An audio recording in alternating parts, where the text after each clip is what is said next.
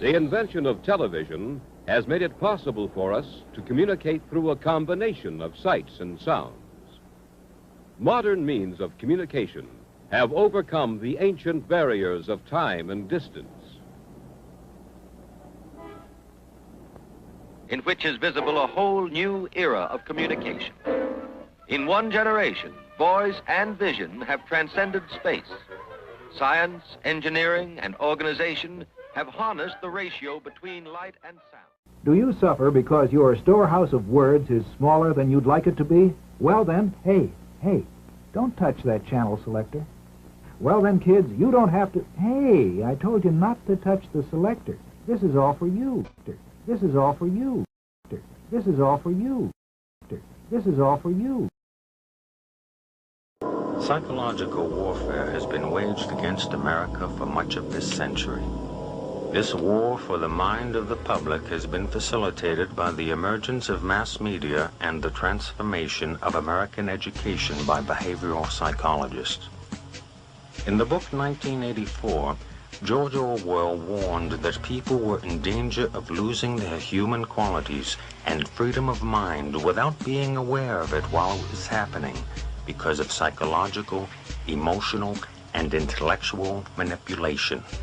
Mind control. Mind control in America.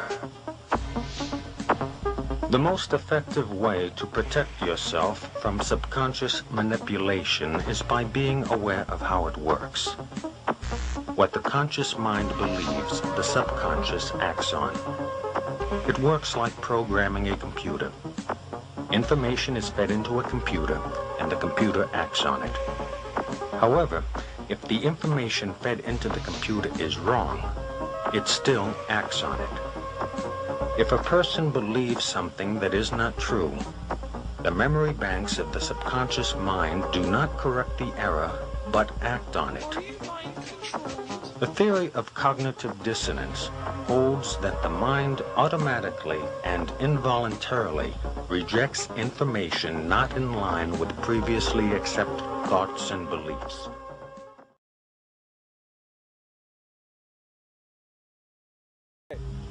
Watching television often produces an altered state of consciousness. Though not consciously perceived, the television screen, while appearing static, actually flickers. Any repeating light or sound pattern can lead you into an altered state. A hypnotist uses patterned speech by varying the pacing and inflection of his voice to induce this state of mind in his subject. It is in this state of mind where one is the most receptive to mental programming. Whether or not the information takes hold in the mind depends on two factors: trust in the source of the information and repetition of the message. Trust in the source of the information induces acceptance of the message as true, even if it is not understood. Repetition of the message embeds it in the subconscious so that acceptance of its truth and accuracy becomes a conditioned response. Thus, this information will be accepted as true without thinking about it whenever it is presented again. Get ready to read all these words on this page without making a mistake. Look at the letter at the end and remember the sound it makes. Get ready. Kite. Yes, kite. Get ready to read this word the fast way. Get ready. Kid. Yes, kid. Sound it out. Get ready. Kid. Sound it out. Get ready. Kid. What word? Kid. Yes, kid. Boys and girls, sound this word out. Get ready. Seal. What word? Seal. Yes, steal. Read these words the fast way. Get ready. Play. Yes, playing. Get ready. Must. Yes, must. Let's read these words the fast way without making a mistake. Get ready. Kite. Yes, kite. Get ready. Kit. Yes, kit. Get ready. Seal. Yes, steal. Get ready. Play. Yes, playing. Get ready. Must. Yes, must. Boys and girls, get ready. Kite. Yes, kite. Get ready. Kit. Yes, kit. Get ready. Seal. Yes, steal. Get ready. Play. Yes, playing. Get ready. Must. Yes, must. Boys and girls, speak the reader up. Americans are asking, why do they hate us? They hate what they see right here in this chamber, a democratically elected government. Their leaders are self-appointed. They hate our freedoms, our freedom of religion, our freedom of speech, our freedom to vote and assemble and disagree with each other.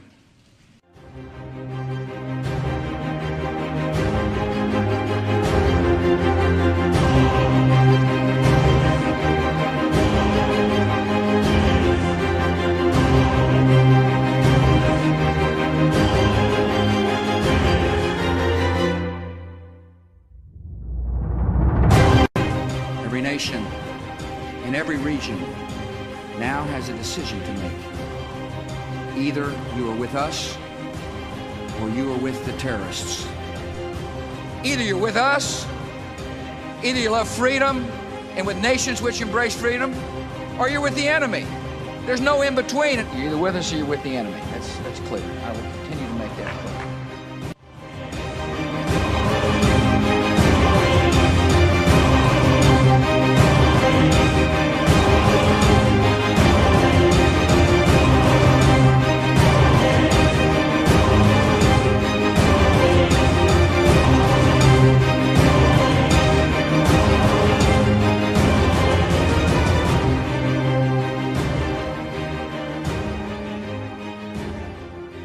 We have an obligation to every last victim of this illegal aggression because all of this carnage has been done in our name. Since World War II, 90% of the casualties of war are unarmed civilians, a third of them children. Our victims have done nothing to us. From Palestine to Afghanistan to Iraq to Somalia to wherever our next target may be, their murders are not collateral damage. They are the nature of modern warfare. They don't hate us because of our freedoms. They hate us because every day we are funding and committing crimes against humanity. The so-called war on terror is a cover for our military aggression to gain control of the resources of Western Asia.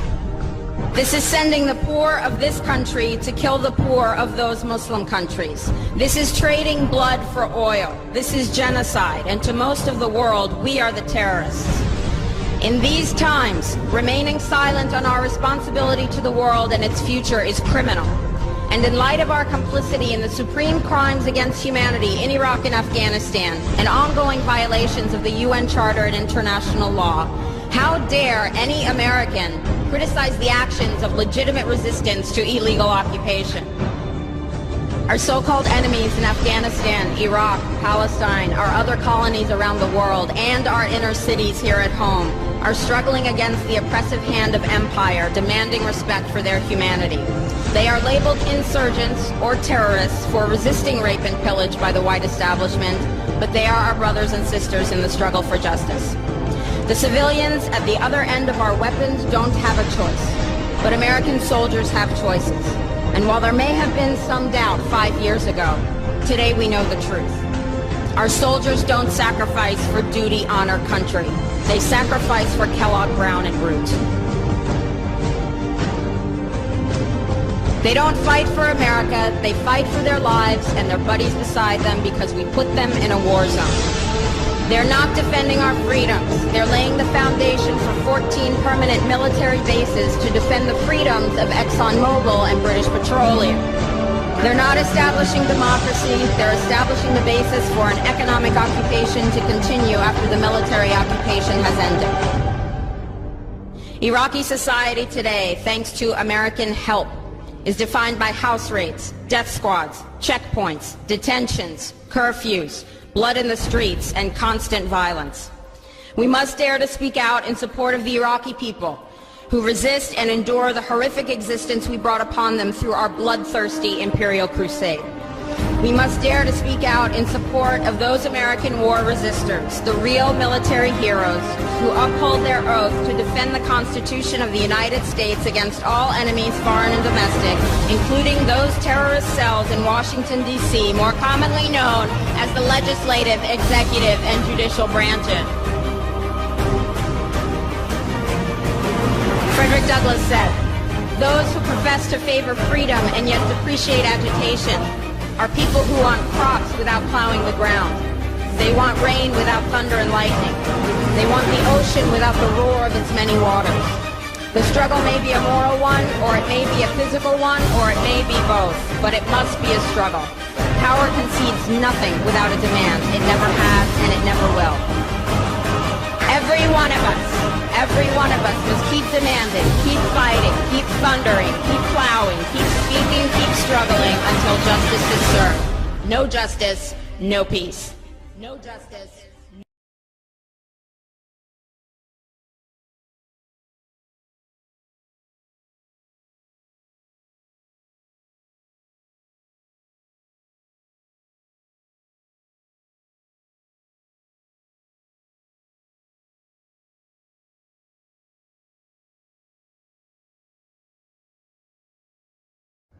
Now, I also mentioned, too, that a fellow that has been in touch with me for an awful long time, his brother was in the CIA, or is in the CIA. He will never talk about the CIA to him. He'll never give anything away whatsoever, except one bit of advice. He said, never watch the television. Never watch the television. It's the greatest scientific indoctrination tool ever devised. Haven't you figured that out? It's changed the whole culture of nations, not just one nation. Why do you think it was mandatory that everybody in Britain give access to televisions by the government? Why do you think China is under the same program to get everyone with a TV right now? Because they love to have you entertained. Do you really think that? And India is on the same route as well right now too. Most of your ideas and your opinions and how you emulate, because you emulate things, you mimic what you see. As Charles Galton, Darwin and others have said in the past. It becomes you, you become it. And that's what's happened. It's been very, very, very successful. Never watch the television. You can't watch a movie unless you do it critically. If you watch it critically, not there to enjoy it. Remember what they say, it's your emotions that get you on. And it's interwoven, all these emotional themes all through movies. You're played like a harp. And they embed ideas into you, along with the movies. And predictive programming too. So you'll accept that which is still to come. And you'll behave the same way as the characters in the movie when it comes. Oh well, what can you do? I'll just watch much music or television. Yeah.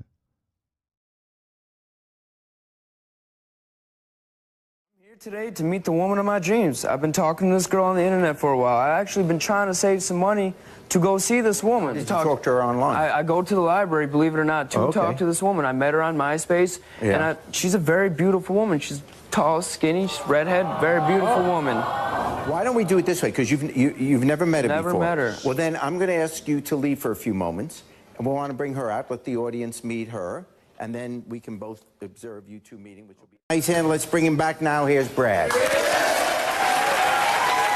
How you doing? So good to meet you. It's kind of nervous on national TV, I know, but like I wanted to ask, like maybe like you could be my girlfriend. Well, Brad, I have to tell you, I'm a man.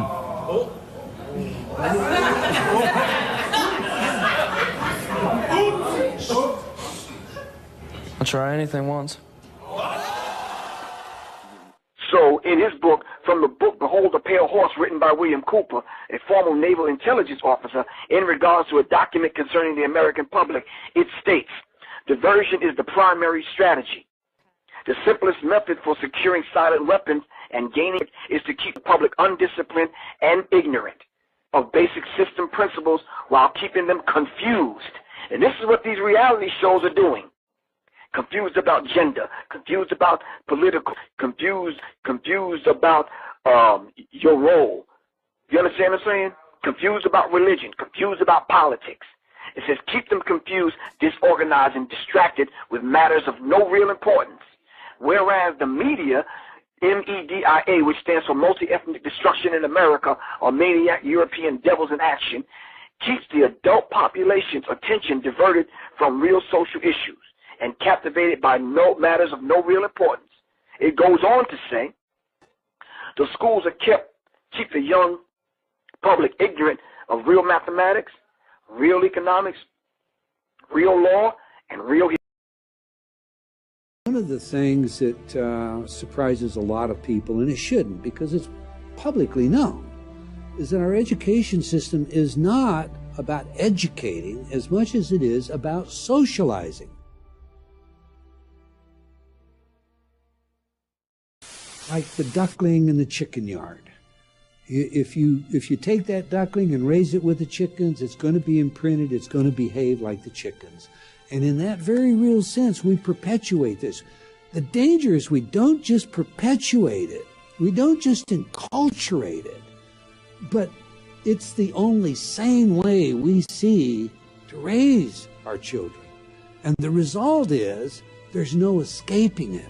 C.S. Lewis said, when training, which is Skinner, Pavlov, beats education, civilization dies.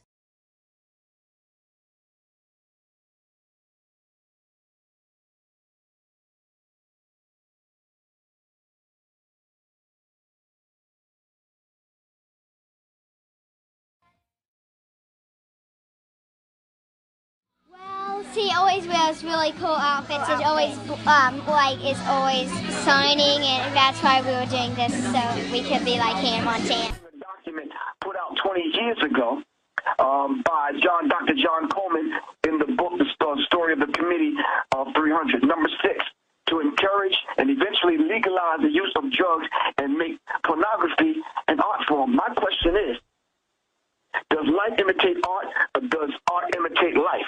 If you're going to make pornography an art form, and then make it an art form to whom? Your little babies, my little babies? How does that work? It was like a nightmare. I was down in Galveston 2 weeks ago on a vacation, and the last day I was there, a convention of cheerleaders came, but it was little kids at a competition, and there were like 10-year-olds dressed like prostitutes everywhere. And they were being rude to my daughters because they thought they were there for the competition. And I mean, it was freaking me out. In fact, we even came home a day early. I mean, people are training their daughters to be whores. Wow.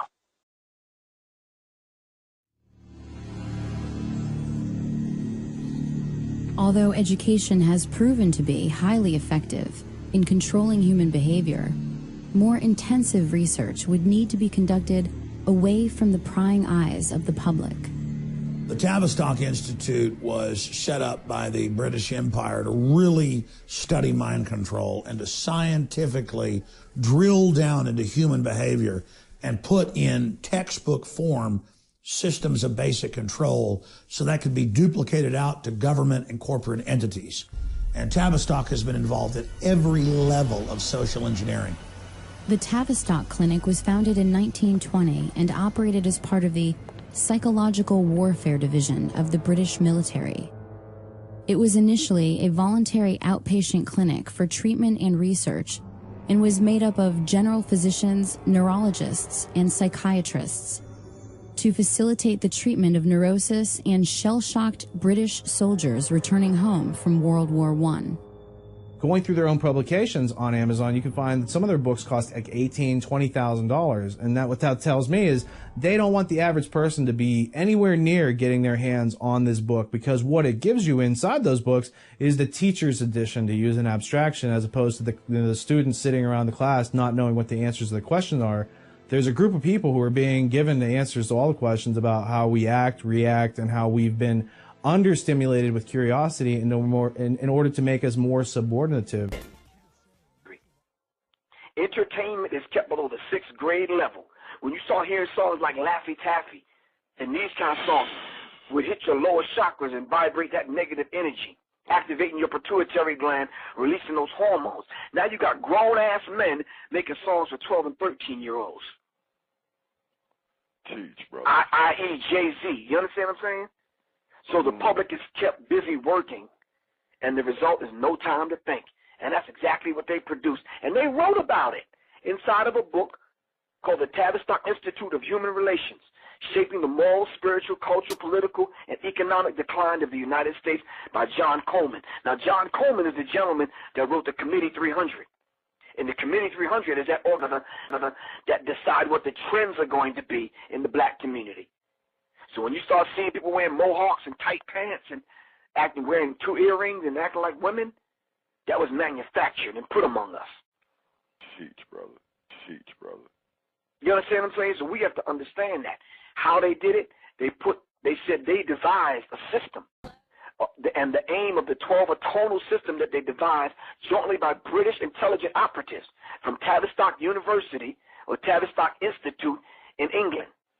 They put these 12 tones among us, all right, and created this thing, punk rock and this other uncontrollable music. Look up Operation Paperclip and it'll tell you all about it. But Adorno was a system of music that could program the mass music culture capable of eroding the morals of its listeners until they decline to a point where they will totally be degraded by it. And that's what's going on today. The music is bringing us down to an animalistic level, to the point where we don't even care about the art form. We just want a paycheck. Yes, sir. So now it's cool for a Jim Jones to come out talking about nah, nah, nah, nah, nah, and grown folks go for it. You understand what I'm saying? It's cool for these cats to come out with songs talking about I'm stupid, you stupid, we stupid. Why does that appeal to grown men and grown women? Well, that's the thing. It's funny. You said all this stuff about rappers and stuff that I thought was pretty scary. And then it all started coming out in the news right after you said it about how it's a weird sex cult and the Illuminati. Right, exactly. And now they're all bragging that's what they're in. Yeah, I think now they're trying to make it, well, how you call you say it so much it becomes less important. They're acclimating. They're just throwing it out there. It's a fad. Everybody needs to do this. Yeah, right. No, it's still dangerous and people are still losing their lives and losing their minds and ultimately losing their souls. I don't know why they're into this. Reportedly, Lady Gaga, it's been confirmed by multiple friends and managers. Someone has to sleep in the room with her, and she's tortured by demons. Right. And thinks she's followed around by ghosts. Well, yeah, you're telling little girls to worship the devil. Bad stuff's going to happen to you. Exactly. So they're admitting these things. These things are out there. People are just not taking it serious. This is actual demon possession. And they're going through rituals in front of millions of people in front of our Tony Blair admitted that he falls to the ground every morning and is possessed by the angel of light. This is mainstream news. And he said, yeah, what's the big deal? And flops around on the ground. The devil's called the angel of light. I mean, you can't make this up. No, definitely can't.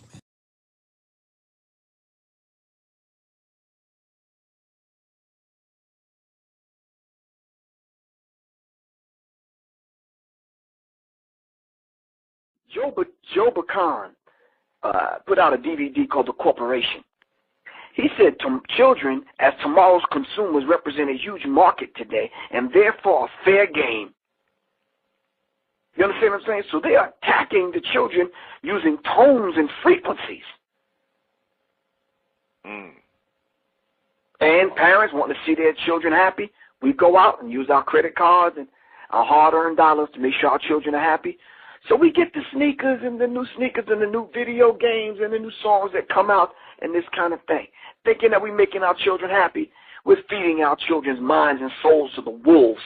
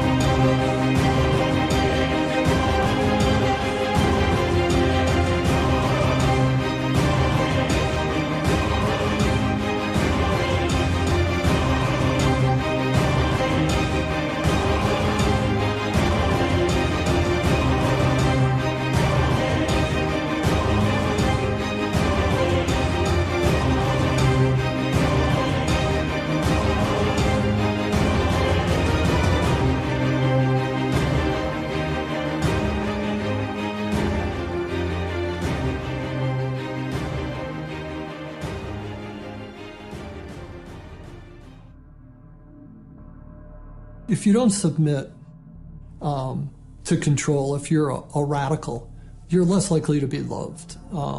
You're not fitting in with society. You're viewed as an outsider.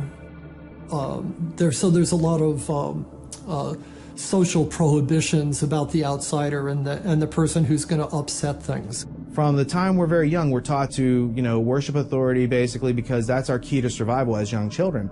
But as adults, we never go through the rites of passage that tell us how to methodically think for ourselves, and thus we're always in a state of extended adolescence. Well, we take all this stuff, whether it's the television or it's the enculturation, the schoolyards, the teachers, we take this whole system, we put it into our unconscious mind. And it is the G-I-G-O that comes out, garbage in, garbage out. We simply, in that computer language, have harnessed our own power by accepting all these beliefs as though they are factual, whether it's the flat earth of Columbus, or it's the idea that I'm not good enough to be or to do something I've dreamed to do.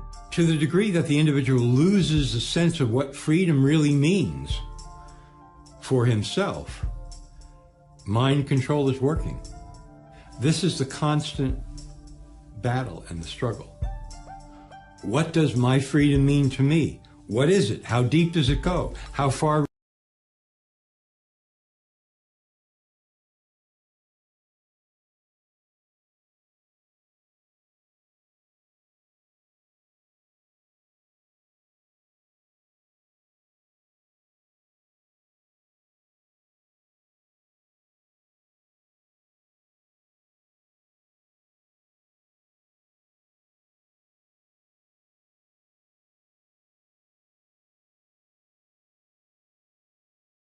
I sit on a council of 13 people that take orders only from the Rothschild Tribunal in London, which they claim they take their orders directly from Lucifer.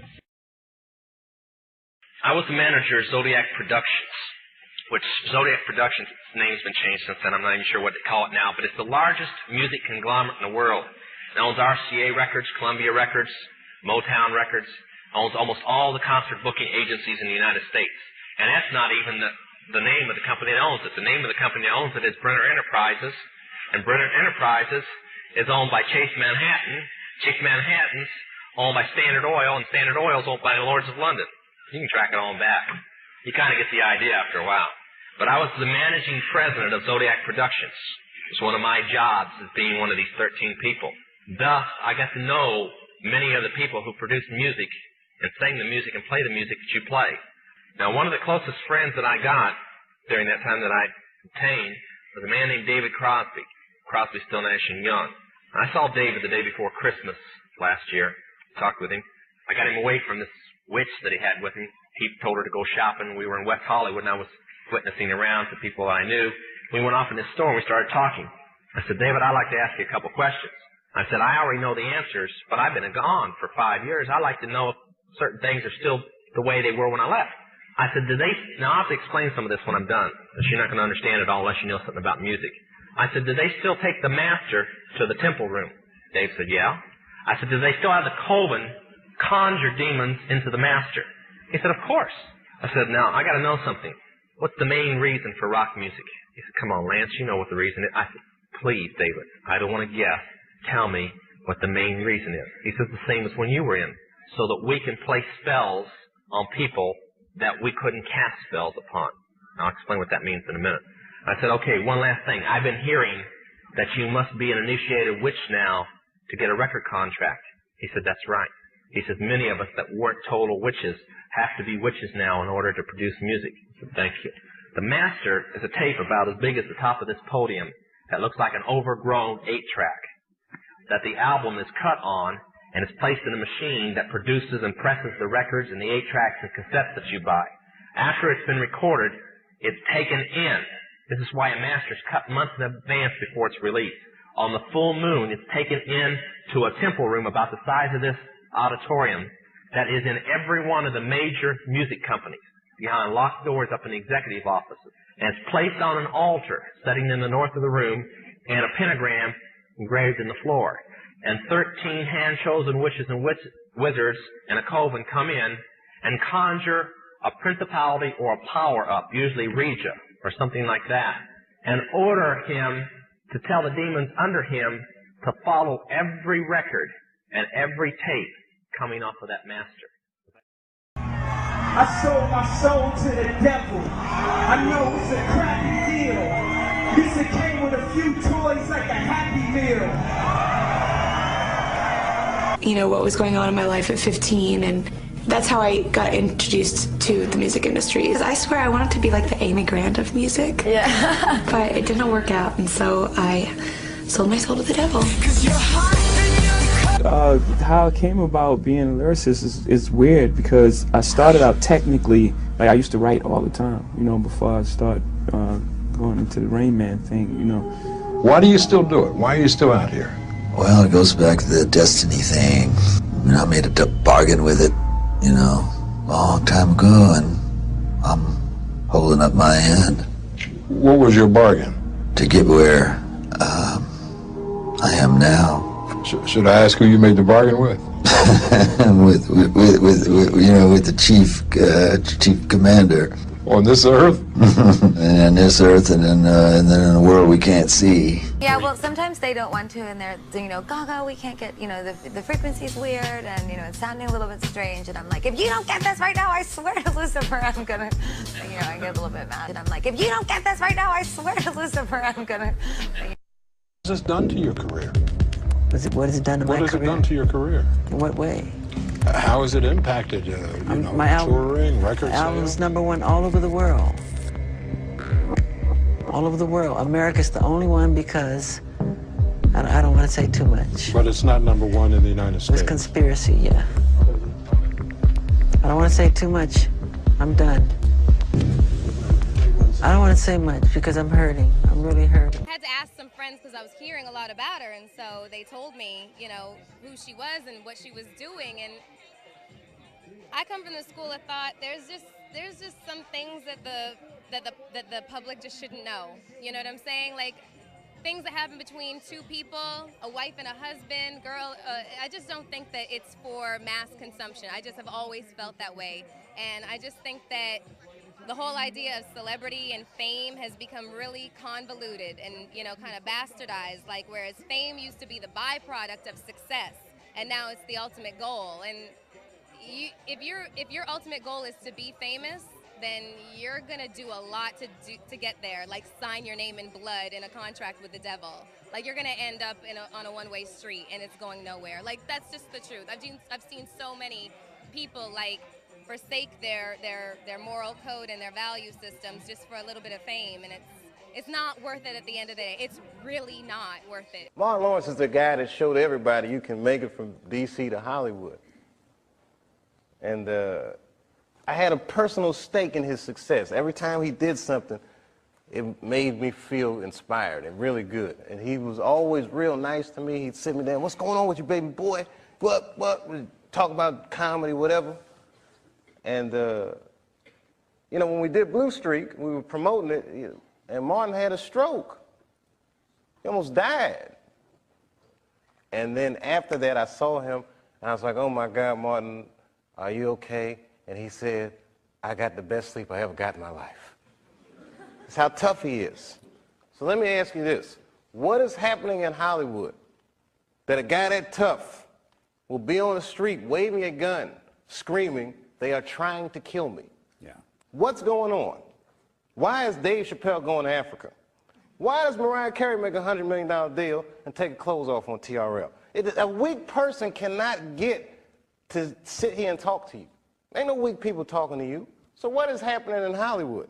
Nobody knows. The worst thing to call somebody is crazy, is dismissive. I don't understand this person, so they're crazy. That's bullshit. These people are not crazy. They're strong people.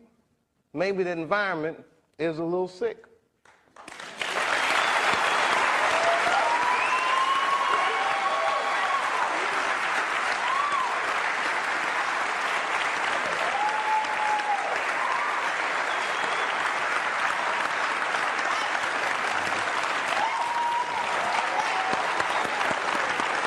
some of us are against the Illuminati, and we are against the Illuminati at our own detriment.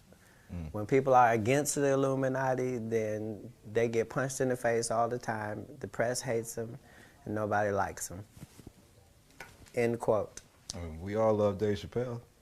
Exactly. Dave Chappelle has never been a part of the Illuminati. They don't want him or me or people like us. Yeah. But now it's not necessary for us to stir up that hornet's nest unless we intend to get stung 1,000,000 times. I didn't understand that. They had to sting me 1,000,000 times. Right. I'm still not going to join, but I respect it a little more. All right. You're managed by the company, and this surprised me. I only found this out. You're managed by the company. You look after S Club 7. You used to look after the Spice Girls, Simon Fuller. Have they tried to mould you in any way, though, if people ask you to do things to change the way you look or speak or behave? Yeah, one of them tried to mold me into a big triangle shape, and I went, no. Nah, you know, I've got my own style. Would you like me to show them how the sign of the curse works? Sign completely of the curse? different. How does it go? No, not at you people out there in the audience, but this is the difference. Aim it toward Red China, would you? This is the sign of the horns, a curse sign, the 2 fingers extended. This way, spread apart for sort of shotgun blast, you know. I always